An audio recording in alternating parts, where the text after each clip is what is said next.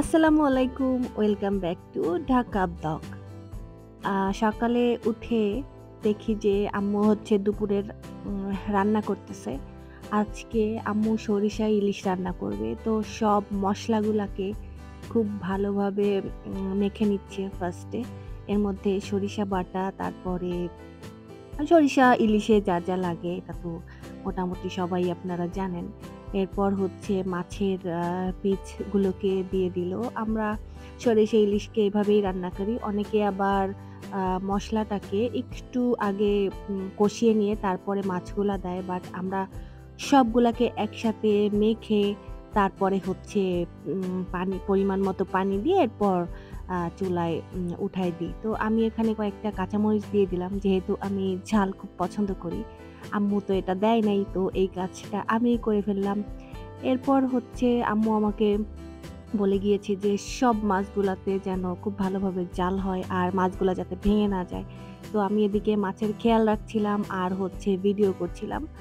আর এই তো সরিষা ইলিশ হতে তো খুব বেশি সময় লাগে না। আমাদের সরিষা ইলিশ একদম রেডি।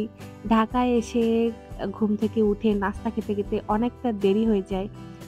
বাসায় থাকলে আমি মোটামুটি নাস্তা করি না। বাট ঢাকায় আসলে নাস্তা করা হয়, লেট হলেও করা হয় আরকি। তো এইজন্য নাস্তা করেই দেখলাম যে দুপুরের খাবারও অলমোস্ট রান্না করা হয়ে যাচ্ছে আরকি। তো এই তো আ আমাদের সরিষা ইলিশ রেডি। আর আমি হচ্ছে আ এটাকে সার্ভিসিং ডিশে ঢেলে নিচ্ছিলাম। এই কাজটা সবসময় আমি করে থাকি। দেখতে এত মানে সুন্দরই লাগছিল এদেরকে। এরা খুবই সুন্দরী হয়ে গিয়েছে আজকে। জানি না আমার কাছে কেন লাগছিল। আর খাওয়ার পর বলতে পারবো। আ আম্মু হচ্ছে লাল শাক ভাজি, কুমড়ো ভাজি করেছিল। তো মিষ্টি কুমড়া ভাজি। তো ফার্স্ট এ আমি লাল শাক, কুমড়া একসাথে আ মেখে আরকি আ খাচ্ছিলাম। আর আজকে আমি বিছানায় চলে আসছি খাবার নিয়ে। আমি ইদানিং হচ্ছে খুবই TikTok দেখে খেতে মানে খাই আরকি। বাজে অভ্যাসটা হয়েছে রিসেন্টলি।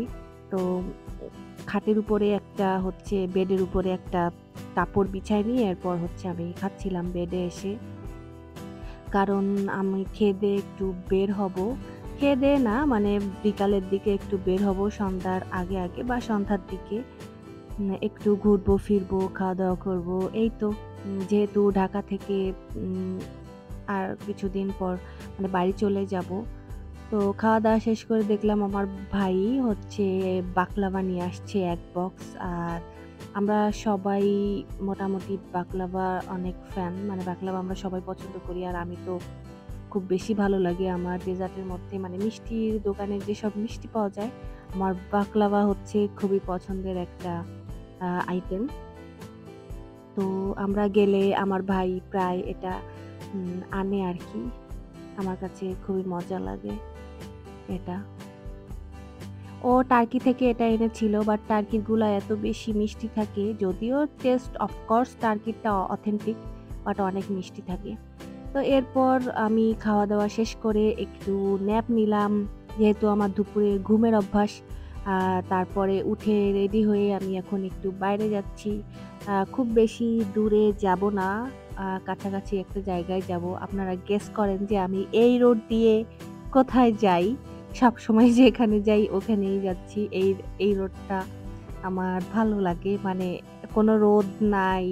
তারপরে গাছের জন্য অনেক বাতাস থাকে। রিক্সায় ইজিলি মানে চড়া যায়। রিক্সার একটা ঘোরাও হয়ে গেল। তারপরে হচ্ছে জ্যাম থাকে না, মানুষজন ঐরকম থাকে না, কম থাকে।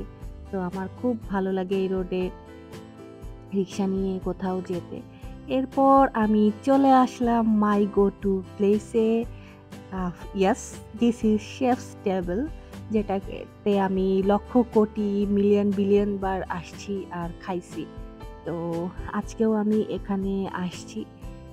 এসে আমি একদম একটা কর্নারের টেবিলে চুপ করে বসে সবার কে দেখছিলাম। আ কে কি করছে, কে কি খাচ্ছে বা কে এলো এরকম একটা জরিপ করছিলাম। যাই হোক আমি অনেকক্ষণ চুপচাপ বসেছিলাম এই পাশে। বাট আম এই পাশটাতে আমি যেই রেস্টুরেন্টটার পাশে বসেছিলাম। ওটাতে আমার ফুড মানে ওখান থেকে আজকে খাবো না। বাট এখানটা একটু চুপচাপ নিরিবিলি ছিল, মানুষজন কম ছিল। তো এখানে এসে একটু বসছিলাম। আরকি খুব বেশি মানুষজনের ওখানে গেলে ভিডিও করা হয় না।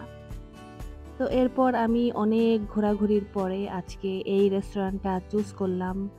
আম এটা হচ্ছে সিলান্ত্রো। জানি না এটা কি restaurant, Italian or something I don't know.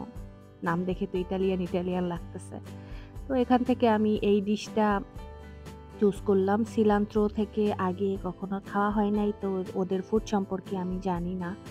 যদিও শেফস টেবিল আমার মাই গো টু প্লেস। আমি এখান থেকেই বেশি আসি, এখান থেকেই খাওয়া-দাওয়া করা হয় বেশি।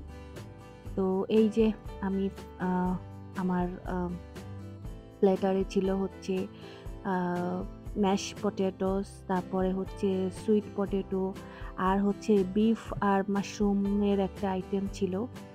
এটা খেতে একটু আ মাশরুম আ ক্রিমি মাশরুম যেরকম ওরকমই, জাস্ট ওর মধ্যে বিফ এড করে দিয়েছে। বাট বিফটা টেস্ট ভালো ছিল, মোটামুটি খারাপ ছিল না। বাট বিফটা একটু হার্ড ছিল। আমার মতে আরো কুকড হবে। এটা ওয়েল কুকড হয় নাই। মানে ভালোই শক্ত ছিল। যে কেউ খেয়ে বলবে এটা শক্ত। তো যেহেতু ক্রিমি মাশরুমটা অনেক মজা, সেহেতু মোটামুটি খারাপ লাগছিল না, ভালোই লাগছিল আরকি। তো আমি আয়েশে বসে আস্তে ধীরে আমার মি টাইম এনজয় করছিলাম আর হচ্ছে খাচ্ছিলাম। তো এই আরকি। উম যেহেতু দুপুরেও হেভি খাওয়া খেয়ে আসছি আর এখানেও মোটামুটি একটা ফুলফিলিং, তো এটাই আমার ডিনার হয়ে যাবে আজকে। এরপর আমি চলে আসছি হচ্ছে তাবাকে। আমি কফি লাভার না। খুব একটা কফি খাওয়া হয় না আনটিল I go out. আ তো চিন্তা করলাম যে একটা কফি নেওয়া যাক। বাট তাবাকে আসলে আমার সবসময় সল্টেড ক্যারামেল লাটেই ভালো লাগে। তো আমি ওইটা টেক করে নিয়ে নিলাম। কারণ তাবাকে আজকে অনেক ভিড় ছিল।